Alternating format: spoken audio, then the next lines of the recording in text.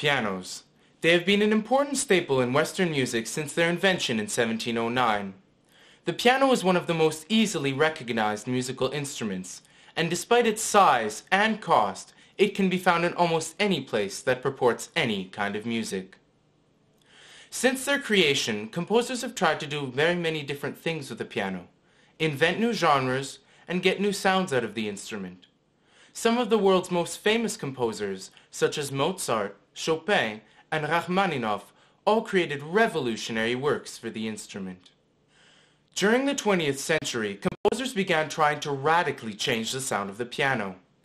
In 1938, John Cage developed what he called the prepared piano. He altered the sound of the instrument by placing objects on or between the hammers and dampers. This gave the piano's sound a completely different nature, almost to the point that it was a brand new instrument. The prepared piano began a trend of experimenting with new sounds on the piano. Recently, the Blue Man Group has altered the piano's timbre by using a large mallet to strike the strings on a grand piano, creating a unique, dissonant sound. The sound is different each time. The strings that are struck depend on how the musician is holding the mallet. He may strike some strings one time and different ones the next. This notion of chance in art inspired a new generation of artistic ideas, where art is an experience for the artist and audience rather than just a work. The main goal is to experience the process rather than to perform it and practice it in a completely controlled manner. Having said that, it is important to understand the composer's intentions so that their work may be done justice.